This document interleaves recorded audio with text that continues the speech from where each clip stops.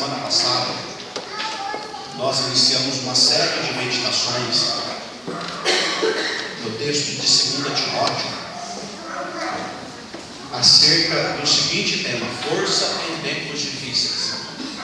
Então, nós, de tempos em tempos, precisamos reavaliar como que está a nossa força, como que nós estamos com Deus, se está tudo bem, quais são os pontos da nossa vida que nós podemos melhorar, aqueles que são mais necessários e urgentes. E 2 Timóteo é um dos textos mais significativos para alguém que precisa de uma força para momentos de dificuldade. Por quê? Porque era um período em que a igreja estava enfrentando duras perseguições. Perseguições contra os seus líderes. Aqui é mais ou menos por volta dos 60 a 65 depois de Cristo. Então, Paulo estava preso. Pedro, o grande apóstolo, também estava enfrentando dificuldades. Vários dos líderes da igreja já tinham enfrentado dificuldades, muitas igrejas estavam sendo perseguidas. Então a igreja, neste processo de expansão, de desenvolvimento, a igreja crescia, ia para diversos cantos do mundo, mas enquanto ela ajuntava as bênçãos, agradecia por aquilo que estava acontecendo, ao mesmo tempo ela também enfrentava grandes dificuldades. Então, 2 Timóteo é uma palavra de desafio, de fortalecimento, de mudança de atitudes em momentos difíceis, como nós estamos enfrentando atualmente. Disse na semana passada, é uma verdade. Nos últimos 30 anos, ou 20 e poucos anos, se nós analisarmos aquilo que aconteceu com a igreja, nós percebemos que na década de 90 do século passado, a igreja começou a desenvolver e tomar muitas formas, crescimento, grande expansão, ajuntamentos de milhares e milhares de pessoas. Na década de 2000 a igreja se fortaleceu, fincou as suas raízes, tomou forma, e este grande movimento foi encarado por muitos estudiosos como um dos maiores crescimentos de todos os tempos da igreja mundial. O Brasil tem crescido absolutamente as igrejas evangélicas, mas junto com esse crescimento, meus irmãos, veio o desafio dos tempos de dificuldade, de lutas e de provações. Eu creio que nós estamos enfrentando esses dias difíceis, esses momentos em que cada uma das igrejas, em que cada um dos cristãos precisam firmar as suas raízes em Jesus, estabelecer as suas prioridades e continuar avançando de acordo com a vontade de Deus. Então abra a sua Bíblia aí em 2 Timóteo, capítulo 2, que a base da nossa meditação hoje vai ser o capítulo 2 e o capítulo 3. 2 Timóteo, capítulo 2, versículo 1, diz assim: Tu, pois, filho meu, fortifica-te na graça que está em Cristo Jesus. Quero começar a minha meditação somente nesse versículo. Tu, pois, filho meu, fortifica-te na graça que está em Cristo Jesus. Vamos orar mais uma vez, meus irmãos. Senhor, te peço que neste momento, através da meditação da Tua Palavra, o Senhor nos abençoe, o Senhor nos dê entendimento e que o Senhor nos fortifique, Deus. Peço que através dessas palavras, através dos nossos pensamentos, mas principalmente através do Teu agir dentro de nós, o Senhor reanime a Tua igreja, Deus. Em nome de Jesus. Amém. Meus irmãos, eu quero falar nesta noite sobre alguns conselhos para dias maus. 2 Timóteo é, sem sombra de dúvidas, a carta mais pessoal de Paulo. Paulo escreve essa carta para um filho para alguém que ele tinha como um filho na fé. Então, no meio de todas essas palavras com relação à igreja, com relação aos desafios, Paulo dá conselhos a Timóteo como que um pai dá conselho ao seu filho em algum momento de dificuldade.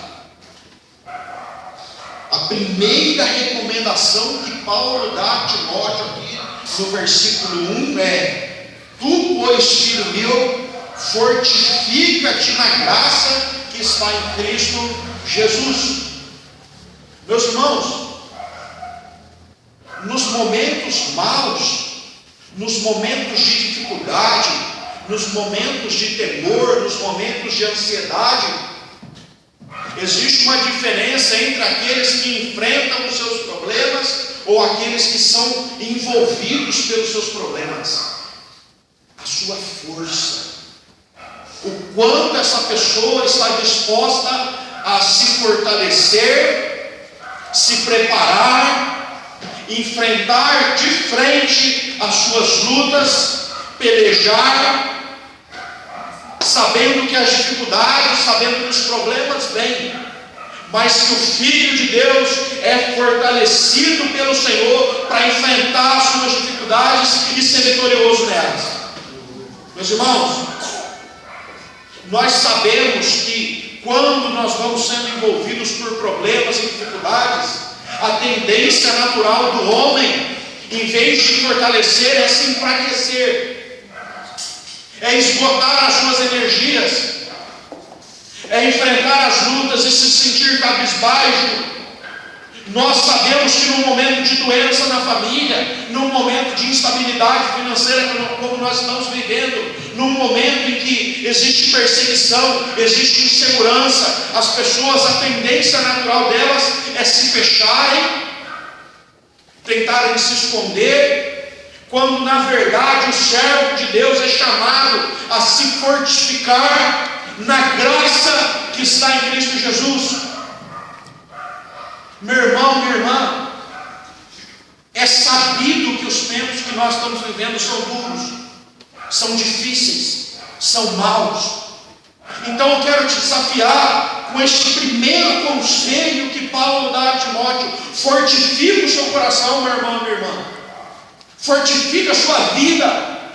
Saia daqui nesta noite pedindo ao Senhor para Ele, dia após dia, na sua vida, te fortificar. Amanhã, depois de amanhã, durante essa semana, no próximo mês, você continuará enfrentando desafios, você continuará enfrentando lutas, as lutas vão continuar sobre a nossa vida. A questão é: nós estaremos fortalecidos para enfrentá-las, ou nós nos esgotaremos, nos cansaremos e cairemos? Meu irmão, o que resolve tudo isso é a graça de Jesus. Ela vem sobre a nossa vida, ela vem sobre o nosso coração, ela vem sobre os nossos órgãos, ela vem sobre a nossa mente e fortalece a nossa vida.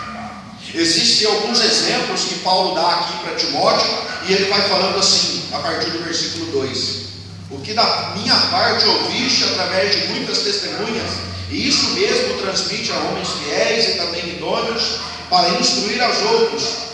Participa dos meus sofrimentos como bom soldado de Cristo Jesus. Nenhum soldado em serviço se envolve em negócio desta vida, porque o seu objetivo é satisfazer aquele que o arregimentou. Igualmente, o atleta não é coroado se não lutar segundo as normas. O lavrador que trabalha deve ser o primeiro a participar dos frutos. Pondera o que acabo de dizer, porque o Senhor te dará compreensão em todas as coisas. Meus irmãos, quem quer se fortalecer para enfrentar esses tempos de luta, precisa de exemplos. E Paulo dá 3 exemplos aqui. Primeiro, trabalha como um bom soldado de Cristo Jesus. Fortalece o seu coração. Nenhum soldado que é chamado para uma guerra, ele fica preocupado com seus negócios. O que ele faz? Ele trabalha ali para ser vencedor enquanto está no conflito. Meu irmão, minha irmã, Nós, quando olhamos para um soldado, quando nós vemos um filme, quando nós ouvimos um relato ou lemos uma história, nós ficamos maravilhados com a história de soldados que marcaram o seu tempo, guerreiros habilidosos, guerreiros que tinham capacidade de fazer coisas extraordinárias. Você sabe que todo guerreiro bom estava na frente da batalha. O melhor dos melhores ia à frente. Os mais preparados, os mais fortes, os mais habilidosos não se escondiam atrás dos milhares. Eles eram os primeiros a tomar a batalha. Quer ser vencedor? Vá para a peleja. Você quer ser vitorioso nesses dias maus? Faz como um bom soldado. Tome o seu lugar à frente. Vá. Segunda coisa, o atleta. O atleta, ele não é coroado se não lutar segundo as normas. Esses tempos em que Paulo estava vivendo era início das Olimpíadas. Lá na Grécia, as Olimpíadas estavam tomando forma. Pessoas estavam criando esportes para ver quem que era o mais preparado e habilidoso nessa ou naquela tarefa. Quando nós vemos Olimpíadas, nós nos maravilhamos com exemplos extraordinários. Eu queria correr igual o Usain Bolt. Queria. Mas eu acho que nem se um leão bravo estiver atrás de mim, eu consigo correr 100 metros em menos de 10 segundos. O Usain Bolt corre 100 metros em 9 e alguma coisa. Ele corre 200 metros em 19,30 segundos. Se eu precisar correr 200 metros, acho que eu não chego. Meus irmãos, o que existe mais extraordinário em atletas habilidosos é que aquilo que eles fazem de melhor na área deles. Não existe nenhum super atleta que joga bem futebol, basquete, vôlei, natação, que corre e que arremessa os pesos. Existe? Meu irmão, se você quer ser vencedor na sua vida, escolha aquilo que vale a pena. Tem muita gente se desgastando em coisas que não tem habilidade. Tem muita gente querendo ser vencedor, gastando as suas energias naquilo que não sabe fazer de melhor. Um atleta precisa trabalhar naquilo que ele tem de melhor e seguir as regras. E terceiro, o lavrador que trabalha deve ser o primeiro a participar dos frutos. Além do soldado e do atleta, Paulo usa o exemplo de um lavrador. Alguém que planta e que deve ser o primeiro a participar com alegria da colheita daqueles frutos. Meu irmão, o que você tem plantado na sua vida? A pergunta é essa. Você não vai colher nada diferente daquilo que você plantou. O que você tem plantado? Quer ser vencedor?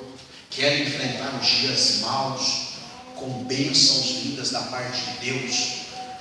Plante coisas boas. Lance a boa semente. Lance a semente do jeito certo. Espere os frutos vindos da parte de Deus. Então, o primeiro conselho que Paulo dá a Timóteo, que eu acredito que é fundamental para a gente entender esses momentos que nós estamos enfrentando, é o seguinte: fortifica-te na graça. Meu irmão, minha irmã, Deus vai te abençoar nas suas lutas, mas lute do jeito certo. Deus vai te abençoar nas suas dificuldades, mas não infrinja as regras. Deus vai cuidar de você nas suas batalhas, nas suas dificuldades, mas plante coisas boas. Pode demorar, e às vezes a colheita demora. Nem todas as plantas, nem todos os alimentos são produzidos de uma semana para outra, de um mês para o outro. Existem plantas que demoram anos e anos para produzir bons frutos. Sobre a sua vida, saiba que mesmo demorando, vale a pena plantar coisas boas. Não precipite nas suas escolhas. Não tome atalhos. Não tente infringir regras para você conseguir passar esses momentos de dificuldades. Seja como um bom soldado que se entrega na batalha, seja como um bom atleta que persiste no seu objetivo, e seja como um bom lavrador que planta e espera uma colheita abundante dos seus frutos.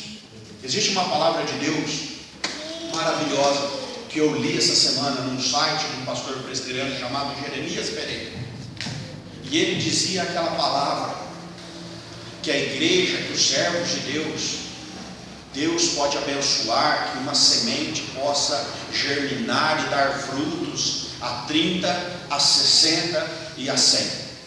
Meu irmão, no nome de Jesus, fica firme no Senhor. Fica firme no Senhor, porque aquilo que você está plantando, Deus pode abençoar poderosamente a sua colheita. Amém, Jesus. Aquilo que você está plantando na sua vida, Deus pode te dar uma colheita de 1 para 100. Deus pode na sua vida, mas dedique-se nele. Dedique a sua vida nele, confia nele. Esta é uma promessa das milhares que existem nas Escrituras, que Deus pode abençoar aqueles servos fiéis com uma colheita abundante. No nome de Jesus eu espero isso sobre a sua vida. Se isso acontecer sobre a sua vida, glorifique ao Senhor, exalte a Ele, conte o testemunho das boas notícias daquilo que Deus está fazendo na sua vida. Deus pode fazer isso sobre cada um de nós. Segundo conselho, versículo 8 diz assim: lembra-te de Jesus Cristo, ressuscitado dentre os mortos, descendente de Davi, segundo o meu evangelho, pelo qual estou sofrendo até algemas como malfeitor. Contudo, a palavra de Deus não está algemada. Por esta razão, tudo suporta por causa dos eleitos, para que também eles obtenham a salvação que está em Cristo Jesus com eterna glória. Fiel é esta palavra. Se já morremos com Ele, também viveremos com Ele. Se perseveramos, também com Ele reinaremos. Se o negamos, Ele por sua vez nos negará. Se somos infiéis, Ele permanece fiel, pois de maneira nenhuma pode negar-se a si mesmo.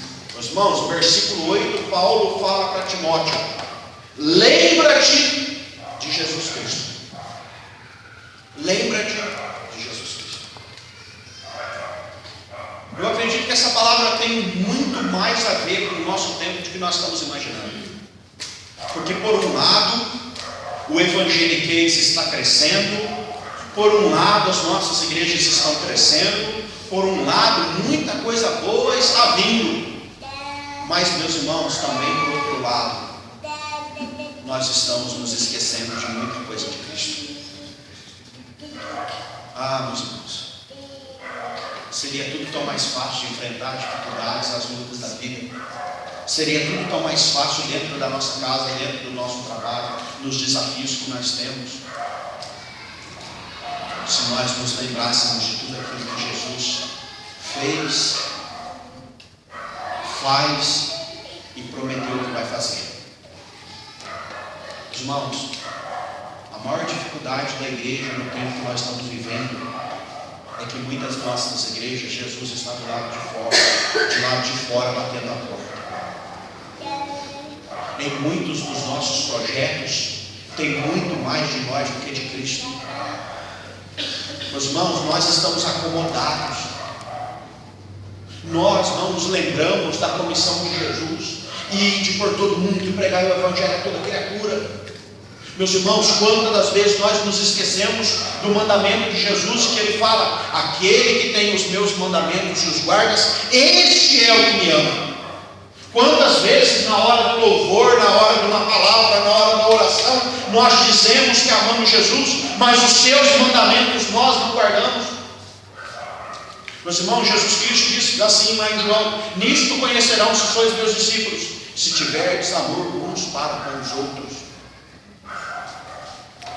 Meus irmãos, não adianta de nada ter uma boa igreja, uma igreja próspera, uma igreja que caminha. Não adianta de nada ouvir tudo isso e sair daqui maravilhado, se Jesus não for o alvo da nossa vida, o Senhor das nossas decisões.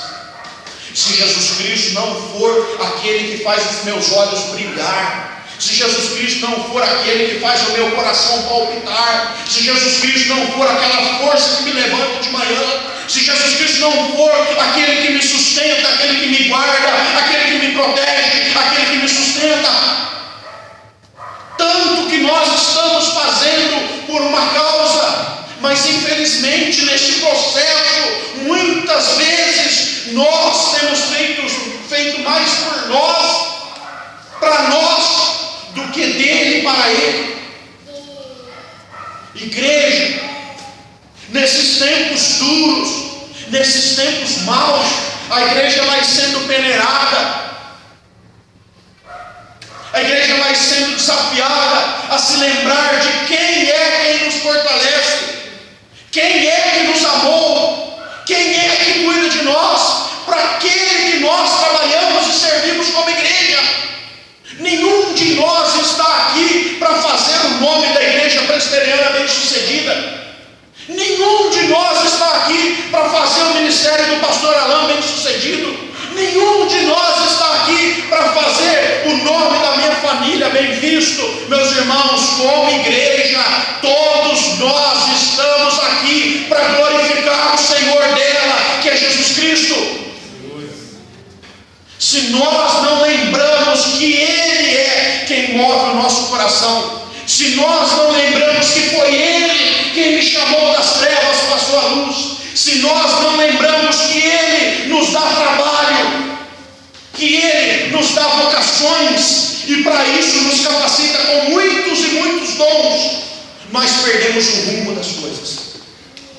Irmão, Jesus Cristo morreu e ressuscitou, não somente para mostrar uma história bonita. Lembra-te de Cristo ressuscitado dentre os mortos. Sabe por quê? Porque quando eu me lembro de Jesus Cristo ressuscitado, eu me lembro que com Ele eu também tenho a garantia da ressurreição, da vida abundante desde aqui e para toda a eternidade. Nada que nós fazemos como igreja vale a pena se Jesus Cristo não for o alvo, o centro, o Senhor, aquele que nós nos envolvemos, aquele que nós nos dedicamos, aquele que nós nos comprometemos, aquele que nós o adoramos. Sobre a sua vida, meu irmão, quero te desafiar. Nessa semana, lembra-te de Cristo. Lembra-te de Cristo em cada uma das suas escolhas. Lembra-te de Cristo e das promessas dele nas suas lutas, nas suas dores. Lembra-te de Cristo toda vez que você se envolver com alguma coisa da religiosidade. Meus irmãos, às vezes a religiosidade tem uma finalidade em si mesma. Pessoas vêm e vão da igreja sem saber qual o motivo. Eu sei qual o motivo de eu estar aqui. A glória do Senhor. Porque Ele me amou um dia, porque eu podia estar envolvido nas trevas, mas hoje a luz dele brilha na minha vida. Eu adoro o Senhor. Meus irmãos, a nossa religiosidade, ela satisfaz somente o nosso ego, porque quanto mais religioso você é, mais conhecido você vai ser. Uma vida cristocêntrica, ela glorifica a Cristo. E quanto mais você fizer, mais Cristo vai ser conhecido. Quanto mais você adorar, mais Ele vai ser exaltado. Quanto mais a igreja trabalhar, mais o nome de Cristo vai atingir corações e transformar vidas. A diferença do ministério cristocêntrico para um ministério egocêntrico se dá na finalidade das coisas. Nós fazemos tudo para a glória do Senhor da igreja. Lembra-te de Cristo na sua vida. Se nós não lembramos dele, nós nos decepcionamos. Está falando um apóstolo com um pastor, um apóstolo preso com um pastor vivendo dificuldades na sua igreja. Se nós não olhamos para Cristo, nós achamos que tudo isso aqui era mal sucedido. Meus irmãos, tudo isso aqui foi alimento para a fé de milhares de pessoas. Quando nós olhamos para Cristo, nós sabemos que nós podemos sofrer no corpo, mas nada se compara àquilo que Ele sofreu para nós. Nós sabemos que nós podemos enfrentar lutas e dificuldades, mas nada se compara num rei de glória vindo até nós como homem para nos amar. Lembra-te de Cristo. Lembra sempre de Cristo na sua vida. Terceira coisa, o versículo 14 em diante diz assim: recomenda estas coisas, dá testemunho solene a todos perante Deus, para que evitem contendas de palavras que para nada aproveitam, exceto para a subversão dos ouvintes. Procura apresentar-te a Deus aprovado, como obreiro de que não tem de que se envergonhar, que maneja bem a palavra da verdade. Meu irmão, minha irmã, existe um terceiro conselho aqui principalmente no versículo 15, para que todos nós nos apresentemos a Deus como obreiros aprovados. Quando as coisas estão boas,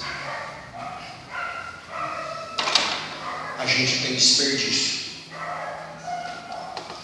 Quando você tem fartura na sua casa, você já se reparou que o seu saco de lixo é maior? Por quê? Porque sobra comida, porque uma coisa não está boa, você pega e troca. Em momentos de dificuldade, meus irmãos, nós precisamos ter contenção de gastos. Então, se você fazia uma panela e você está jogando fora metade da panela de arroz, num momento de dificuldade, o que você faz?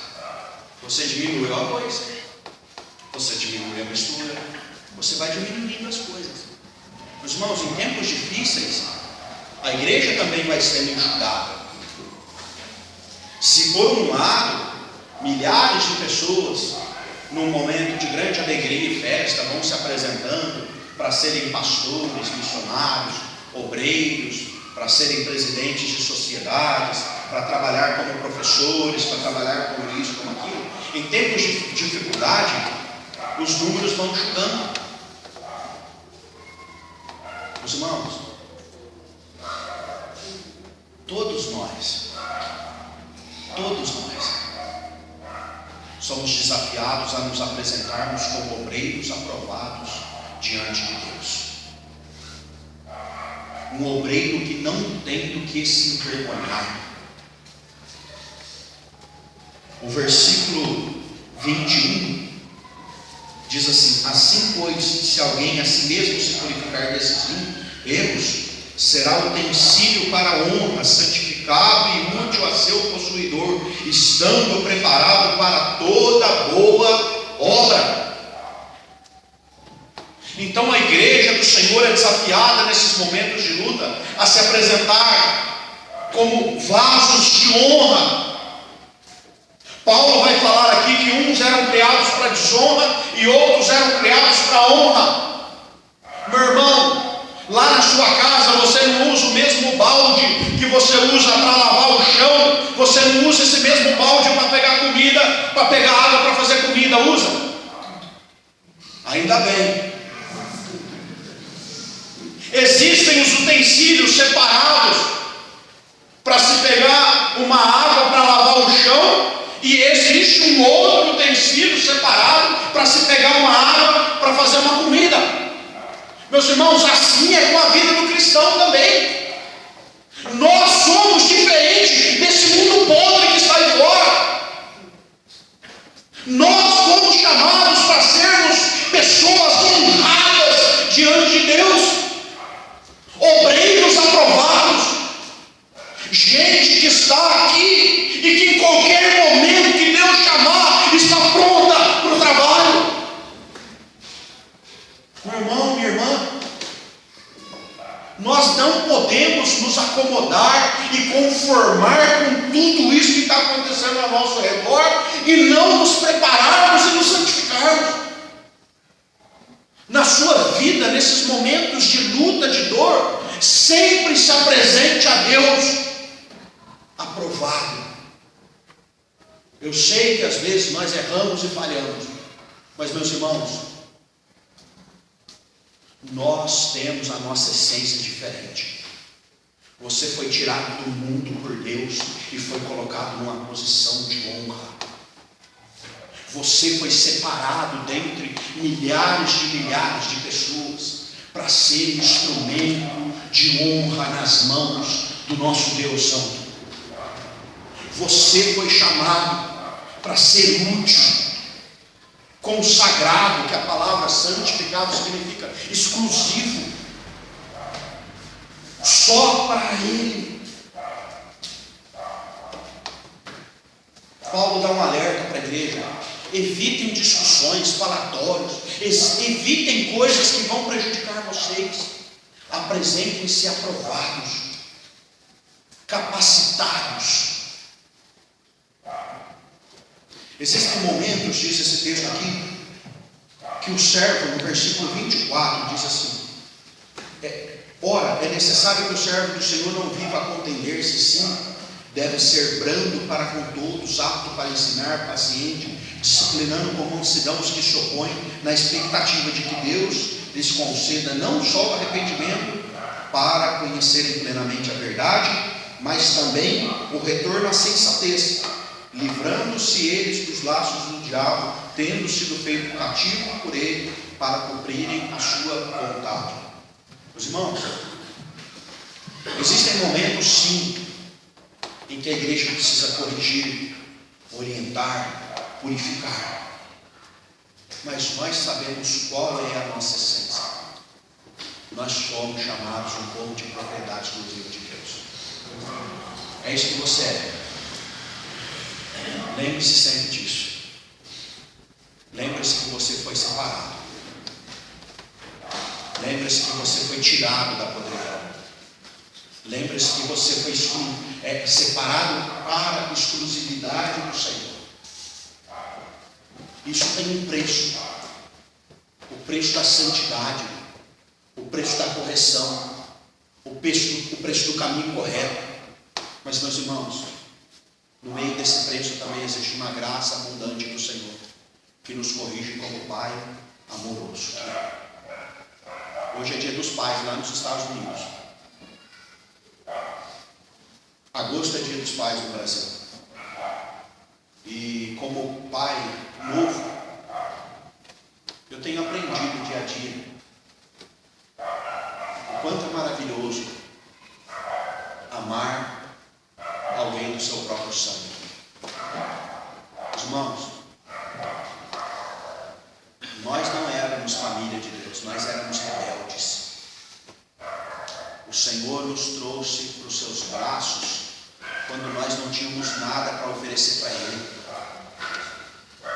O Senhor nos separou como um povo santo quando nós não éramos tão santos e purificados assim. E o Senhor continua insistindo por nós. Ele continua pelejando por cada um de nós, mesmo nos nossos erros, mesmo nos nossos tropeços, mesmo naquele momento que nós queremos acertar e não acertamos, mesmo naquele momento em que a nossa mente começa a ser envolvida, o Senhor continua nos amando.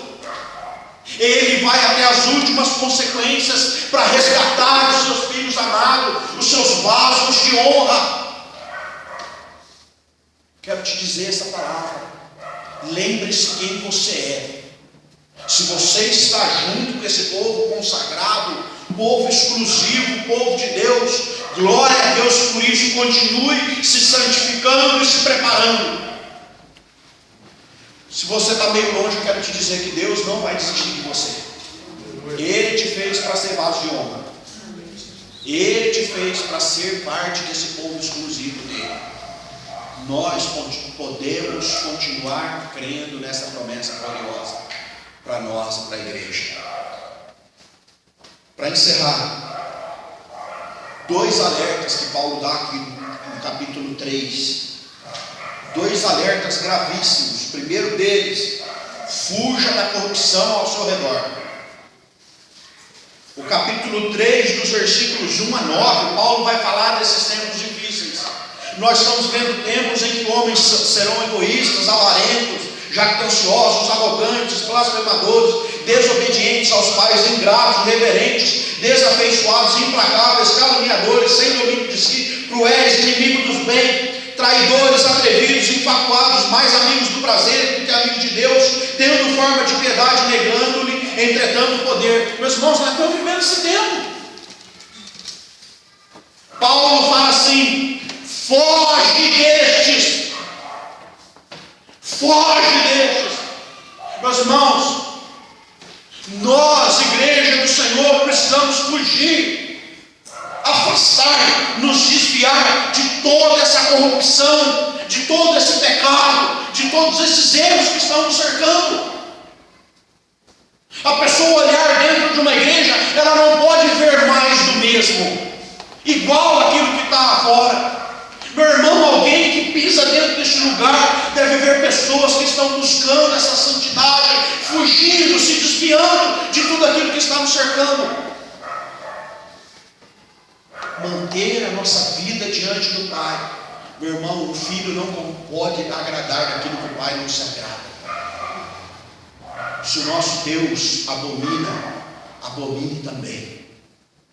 Se o nosso Deus não aceita ou não se agrada, não aceite, não agrade-se também desses erros. A igreja, meus irmãos, ela deve fugir, ela não deve atacar. A igreja não deve pegar pedra e jogar em quem está saindo do culto de candomblé. A igreja não deve ferir quem está lá divulgando os seus prazeres ideais. A igreja deve se proteger, se guardar. O caminho, meus irmãos, é de se guardar, não de atacar. O ataque não é a proposta de Deus para nós. E por fim, um outro conceito de além de fugir. Como que você consegue fugir daquilo que está corrupto ao seu redor? Permanecendo naquilo que você crê e aprendeu. Paulo termina o versículo capítulo 3, versículo 14 para frente, dizendo assim: tu, porém, permanece naquilo que aprendeste, de que foste inteirado, sabendo de quem o aprendeste, que desde a infância sabe as sagradas letras, que podem tornar-te sábio para a salvação pela fé em Cristo Jesus. Toda a Escritura é inspirada por Deus e útil para o ensino, para a repreensão, para a correção, para a educação na justiça, a fim de que o homem de Deus seja perfeito e perfeitamente habilitado para toda boa obra. Meu irmão, para fugir do mal e da aparência do mal, você precisa permanecer naquilo que você já aprendeu até aqui. Muitos de nós temos esta bênção de receber há longo tempo, de longa data. Muitos de nós temos esta bênção de receber desde o nosso berço ensinos profundos da parte de Deus. Muitos outros foram aderindo ao longo da sua história esses ensinos. Eu quero te lembrar, esses ensinos é que podem fazer você estar preparado para os dias maus. Meu irmão, a Escritura é a palavra de Deus para nós. A Escritura é o caminho que Deus resolveu instruir o seu povo. A Escritura é a lâmpada para os nossos pés, é a luz para o nosso caminho. A Escritura é aquela que pode te ajudar a educar os seus filhos. A Escritura é aquela que pode te ajudar a tomar uma decisão no momento duro. A Escritura é aquela que pode salvar o seu casamento, é aquela que pode salvar as suas escolhas, é aquela que pode salvar a sua vida. Por quê, meus irmãos? Porque dela provém fontes inesgotáveis de bênçãos para o povo de Deus. Nós sabemos de quem nós aprendemos. Nós nos lembramos com alegria de pessoas que se debruçam, dedicadas em ensinar a palavra de Deus. Como pastor, é um dos maiores privilégios que eu tenho, de poder ensinar para vocês aquilo que Deus tem ensinado. Meus irmãos, nós nos lembramos com alegria de professoras que foram fonte de bênçãos para a nossa vida. Nós nos lembramos com alegria de momentos, de oportunidade, de um culto, de uma reunião, de um acampamento, onde a minha vida foi impactada pela palavra de Deus.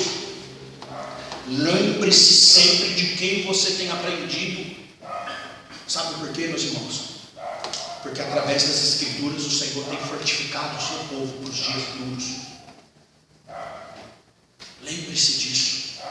Busque isso.